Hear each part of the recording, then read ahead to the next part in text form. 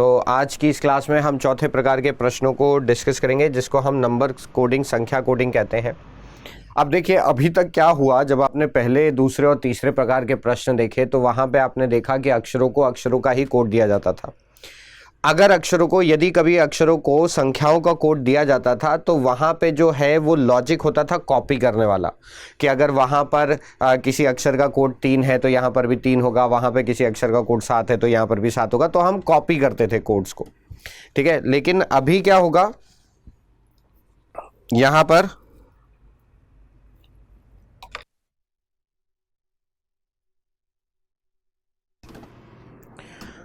तो अब यहाँ पर क्या होगा कि अक्षरों को संख्याओं का कोड दिया जाएगा, लेकिन ये संख्याओं का कोड जब हम देंगे तो यहाँ पर ज़रूरी नहीं कि लॉजिक हर बार कॉपी करने वाला लगे। यहाँ पर हो सकता है कि जो मैथमेटिकल ऑपरेशंस हम करते हैं संख्याओं के बीच में, जैसे कि मल्टीप्लाई, प्लस, डिवाइड, माइनस, ये सब जो हम करते हैं, ठीक है, इस तरीके का लॉजिक यहाँ पर लग रहा होगा। तो उन लॉजिक के आधारों पर यहाँ पर प्रश्न बन जाते हैं। तो किस तरीके से हमें इन प्रश्नों को करना होता है, अब उनको हम समझेंगे। ठीक है, तो चलिए संख्या कोडिंग की बात करते हैं। देखिए, संख्या कोडिंग के भी प्रश्नों को हल करने के लिए हमें ABCD आनी चाहिए। जैसे कि मैंने कोडिंग डिकोडिंग की पहली क्लास में आपको समझाया था कि ABCD को लिखने का जो सही तरीका होगा वो इस तरीके से होगा कि पहले 13 अक्षर जो ABCD के होते हैं, ठीक है, A से लेके M तक, ठीक है, पहले 13 अक्षर जो ABCD के होते हैं A से लेके M तक, वो हम बाएं से दाएं लिखते हैं, जो कि अंग्रेजी भाषा में किसी भी चीज़ को लिखने का पारंपरिक तरीका है।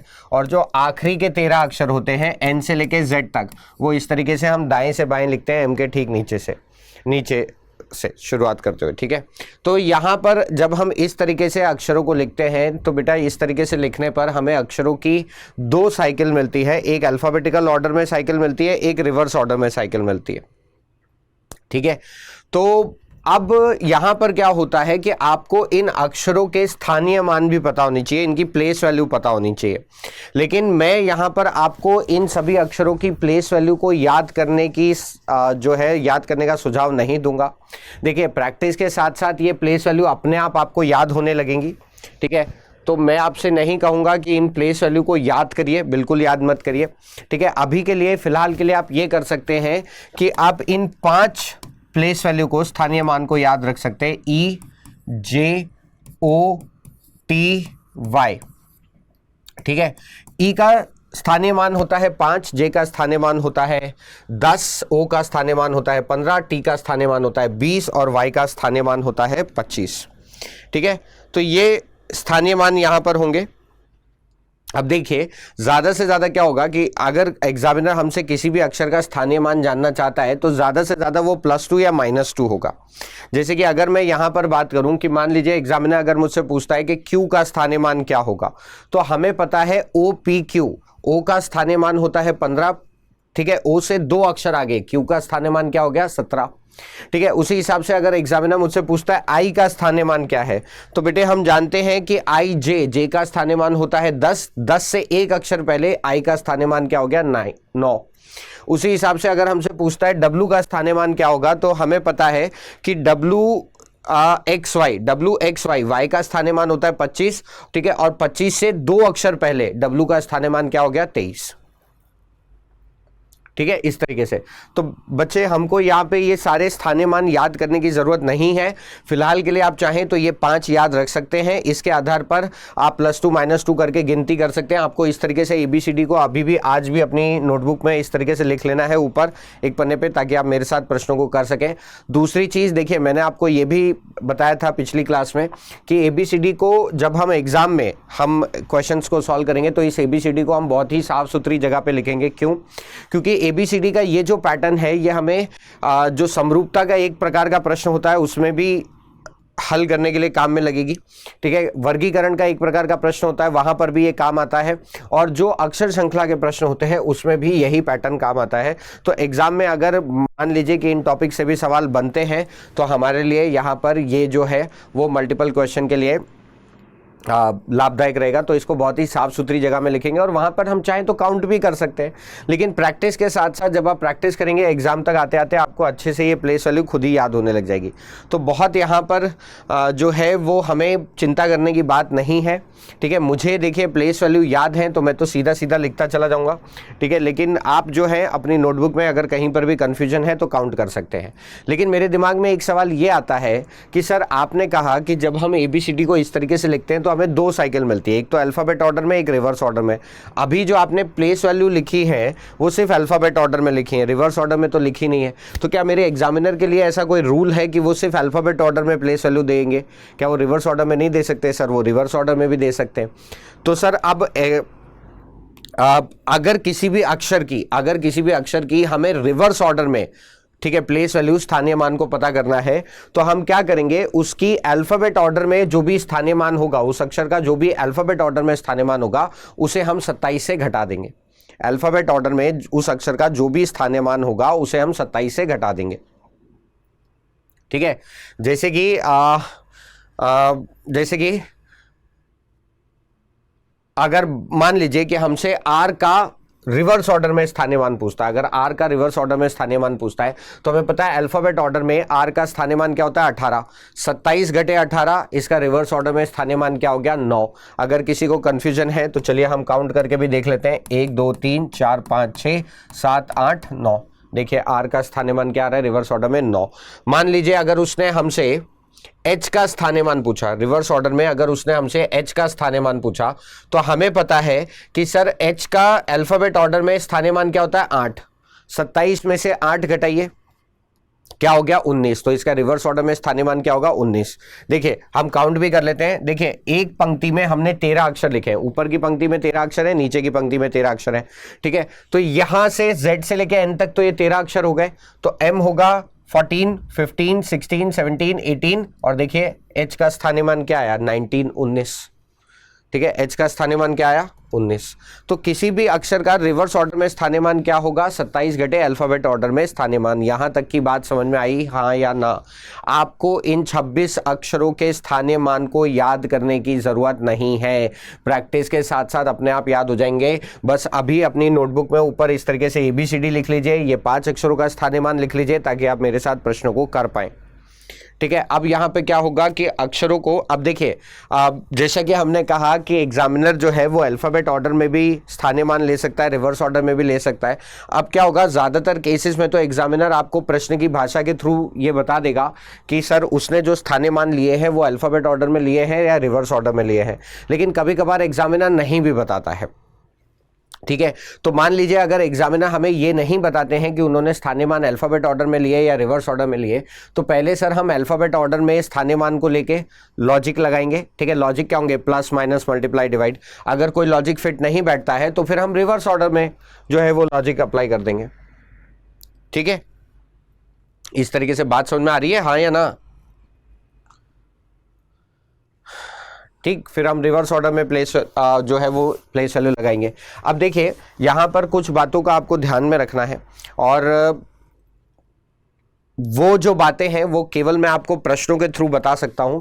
तो पहले जो दो उदाहरण होंगे, पहले जो दो प्रश्न होंगे वो आप मुझे सॉल्व करने दें, उनके थ्रू कुछ बातें आपको क्लियर करनी है।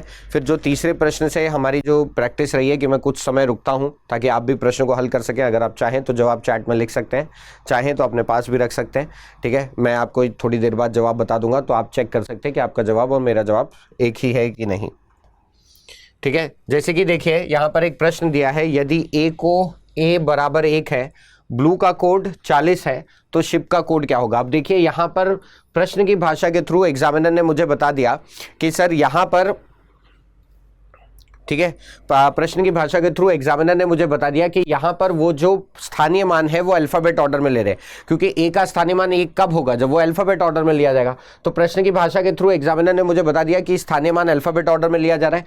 फिर उन्होंने कहा कि एक शब्द है हमारे पास BLUE जिसका कोड क्या दे रखा है 40, तो हमें बताना है कि अब शिप का कोड क्या होगा। तो अब यहां पर देखिए कि अगर मैं इस प्रश्न को ध्यान से देखूं तो मेरे पास प्रश्न के अंदर अक्षर कितने हैं, मेरे पास शब्द के अंदर अक्षर कितने हैं 4, लेकिन मेरे पास कोड के अंदर अंक कितने हैं 2। तो एक बात ध्यान में रखेगा, जब भी कोड में मौजूद अंकों की संख्या प्रश्न में मौजूद अक्षरों की संख्या से कम होगी, ठीक है, तो वहां पर लॉजिक बनाने के लिए कुछ ना कुछ प्लस माइनस मल्टीप्लाई डिवाइड किया गया होगा। जब भी कोड में मौजूद अंकों की संख्या प्रश्न में मौजूद अक्षरों की संख्या से कम होगी, कोड बनाने के लिए कुछ ना कुछ प्लस माइनस मल्टीप्लाई डिवाइड किया गया होगा। और जब भी कोड में मौजूद अंकों की संख्या प्रश्न में मौजूद अक्षरों की संख्या के बराबर या उससे ज्यादा हुई, तो हो सकता है कि वहां पर हर एक अक्षर को व्यक्तिगत कोड दिया हो सकता है। हो सकता है का मतलब जरूरी नहीं है कि हर बार व्यक्तिगत कोड ही दिया होगा, ठीक है, हो सकता है वहां पे प्लस माइनस मल्टीप्लाई डिवाइड होता हो या फिर व्यक्तिगत कोड दिया गया हो, ठीक है। तो एक चीज ध्यान में रखिएगा, जब कोड में मौजूद अंकों की संख्या शब्द में मौजूद अक्षरों से कम हुई तो प्लस माइनस मल्टीप्लाई डिवाइड जरूर किया गया होगा, और जब कोड में मौजूद अंकों की संख्या प्रश्न में मौजूद अक्षरों की संख्या से शब्द में मौजूद अक्षरों की संख्या के बराबर या उससे ज्यादा हुई तो हो सकता है कि व्यक्तिगत कोड दिया हो। अब यहां तो अंकों की संख्या कम है तो जाहिर सी बात है कुछ ना कुछ प्लस माइनस मल्टीप्लाई डिवाइड किया गया होगा, और क्योंकि स्थानीय मान अल्फाबेट ऑर्डर में लिए जा रहे हैं तो सर पहले मैं अल्फाबेट ऑर्डर में स्थानीय मान लिख देता हूं, ठीक है। अब देखिए अगर मैं इन सबके स्थानीय मान को जोड़ूं 2 + 12, ठीक है, प्लस 21 + 5 तो वो कितना होता है 40। इसका मतलब ये हो गया कि यहां पर, ठीक है, सभी स्थानीय मान का जो जोड़ था वो कोड था यहाँ पे, ठीक है, सभी स्थानीय मान को जोड़ के लिख दिया गया है। तो अब देखिए s कितना होता है 19, h कितना होता है 8, i कितना होता है 9 और ये होता है 16, ठीक है। इनको जरा जोड़ते हैं तो ये हुआ 27, 27 और 9 36, 36 और 16 52, तो ये 52 आ गया, ठीक है, इस तरीके से। अच्छा एक और एग्जांपल लेते हैं, जैसे कि अब यहां पर यह प्रश्न देखिए, यदि BEL को 1585 के रूप में कोडित किया जाता है और SAR को किस रूप में कोडित किया जाएगा। अब जैसे ही मैं यहां पर देखिए प्रश्न पढ़ रहा हूं मुझे साफ साफ दिख गया कि शब्द में मौजूद अक्षरों की संख्या और कोड में मौजूद अक्षरों की संख्या अलग अलग है, कोड में मौजूद अंकों की संख्या अलग अलग है। अब आप साफ साफ देख पा रहे हैं कि कोड में मौजूद अंकों की संख्या शब्द में मौजूद अक्षरों से ज्यादा है, कोड में मौजूद अक्षरों की संख्या अंकों की संख्या शब्द में मौजूद अक्षरों से ज्यादा है, ठीक है। तो हो सकता है कि यहां पर प्रत्येक अक्षर को व्यक्तिगत कोड दिया गया हो, ठीक है। जब भी आपको कोड में मौजूद अंकों की संख्या शब्द में मौजूद अक्षरों की संख्या के बराबर या ज्यादा लगे तो शब्द के अक्षरों के ठीक नीचे उसके कोड को लिखेगा, शब्द के अक्षरों को ठीक नीचे उसके कोड को लिखेगा। तो ये हुआ 15, ठीक है, 8 और 5। लेकिन तभी मेरे दिमाग में एक सवाल ये आता है कि सर मेरे पास जो कोड है वो तो है 1585, आपको कैसे पता था कि यहाँ पे 15 एक साथ लिखा जाएगा, 8 अलग लिखा जाएगा, 5 अलग लिखा जाएगा? सर आपने 15 को एक साथ क्यों लिखा? आपने 158 क्यों नहीं लिखा, या आपने 1585 क्यों नहीं लिखा? भाई आपने 85, आप 8 और 5 को भी एक साथ लिख सकते थे, आप 5 और 8 को भी एक साथ लिख सकते थे, आपने 1 और 5 को ही एक साथ क्यों लिखा? तो मुझे एक बात बताइए सर, क्या आपको कोई ऐसा अक्षर पता है जिसका स्थानीय मान 15 होता है? हाँ। क्या आपको कोई ऐसा अक्षर पता है जिसका स्थानीय मान 98 होता है? नहीं। क्या आपको ऐसा अक्षर पता है जिसका मतलब 58 होता है? नहीं। क्या आपको ऐसा अक्षर पता है जिसका स्थानीय मान 85 होता है? नहीं। तो जाहिर सी बात है सर क्या लिखा जाएगा एक साथ, 15, 58 या 85? 15 ही लिखा जाएगा, ठीक है, कॉमन सेंस है, ठीक है, इस हिसाब से। तो अब यहां पर देखिए यहां पर क्या लॉजिक फॉलो हो रहा है, उस लॉजिक को पता करने के लिए हम क्या करते हैं, अक्षरों का पहले स्थानीय मान लिखते हैं। अब क्योंकि एग्जामिनर ने ये नहीं समझाया कि उसने स्थानीय मान अल्फाबेट ऑर्डर में लिया कि रिवर्स ऑर्डर में लिया, तो पहले हम अल्फाबेट ऑर्डर से ट्राई करते हैं लॉजिक, अगर कुछ नहीं मिला तो हम रिवर्स ऑर्डर ट्राई करेंगे, ठीक है। जैसे बी का स्थानीय मान होता है 2, ई होता है 5, एल होता है 12। अब देखिए 12 के आसपास मुझे एक अंक दिखाई दे रहा है 15, ठीक है। अगर 12 में मैं 3 जोड़ दूं, मतलब L के अगर स्थानीय मान में मैं 3 जोड़ दूं तो उसका कोड 15 बन जाएगा, लेकिन वो डायगनली लिखा गया होगा। E का स्थानीय मान होता है 5, अगर इसके स्थानीय मान में मैं 3 जोड़ दूं तो कोड हो जाएगा 8 और वो भी डायगनल लिखा गया है। B का स्थानीय मान होता है 2 और इसके स्थानीय मान में भी मैं 3 जोड़ दूं तो इसका कोड बन जाएगा 5 और वो भी डायगनल लिखा गया है। मतलब कोड कैसे लिखा गया है, स्थानीय मान में 3 जोड़कर डायगनली लिख देना है। तो अब S का स्थानीय मान 19, A1, R18, K11। तो अब देखिए 11 में 11 में 3 जोड़ा, ये हो गया 14, इधर 3 जोड़ा, ये हो गया 21, 3 जोड़ा 4 और इधर 3 जोड़ा कितना हो गया, तो 1 4 2 1 4 2 2, 1 4 2 1 4 2 2, डी सही जवाब होगा।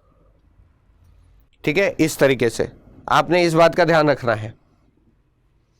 ठीक है, तो अगर अंकों की संख्या अक्षरों से ज्यादा या उसके बराबर हुई तो हो सकता है व्यक्तिगत कोड दिया गया हो। और जब आपको यह ना बताया जाए कि प्लेस जो स्थानीय मान है वो अल्फाबेट ऑर्डर में कि रिवर्स ऑर्डर में, ठीक है, आप पहले अल्फाबेट ऑर्डर से लॉजिक ट्राई करिए, कुछ नहीं मिलता है तो रिवर्स ऑर्डर ट्राई करिए।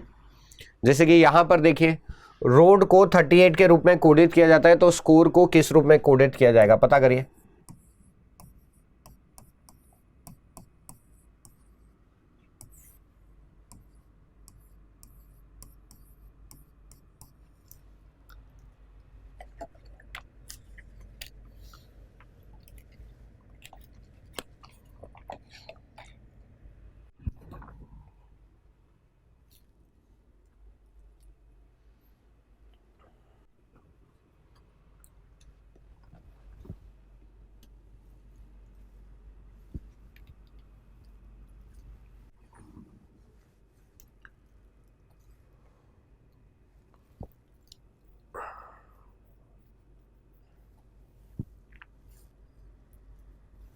देखिए, एक शब्द दिया है, उसका अपना एक व्यक्तिगत कोड दिया है, दूसरे शब्द का कोड पूछा है, तो ये प्रश्न तो पहले ही प्रकार का रहेगा। मैंने क्या कहा था, जो चौथा प्रकार है उसमें पहले प्रकार, दूसरे प्रकार, ठीक है, इन सभी के लॉजिक को जोड़कर चौथा प्रकार बनता है। तो अब यहाँ पर आप देख रहे हैं कि कोड में मौजूद अंकों की संख्या शब्द में मौजूद अक्षरों से कम है, तो कुछ ना कुछ प्लस माइनस मल्टीप्लाई डिवाइड किया गया है। तो अब एग्जामिनर ने ये तो बताया नहीं कि सर स्थानीय मान जो है वो अल्फाबेट ऑर्डर में लिया है कि रिवर्स ऑर्डर में लिया है। तो पहले अल्फाबेट ऑर्डर में लॉजिक ट्राई करते हैं, अगर कुछ नहीं मिला तो रिवर्स ऑर्डर ट्राई करेंगे। जैसे आर होता है 18, ओ होता है 15, ठीक है, ए होता है 1 और डी होता है 4। अगर मैं इन सभी स्थानीय मान को जोड़ दूं तो 18 + 15 33 + 5 38। ठीक है, तो यहां पर क्या है, लॉजिक क्या है, सभी स्थानीय मान का योग। तो एस क्या हो गया 19, ये क्या हो गया 3, ओ क्या हो गया 15, आर क्या हो गया 18, 5 22 और ये 37 और 55 और 5 60, ये आ जाएगा। अब एग्जाम की तैयारी को और बेहतर करने के लिए हमारे चैनल को लाइक, शेयर और सब्सक्राइब करना ना भूलें।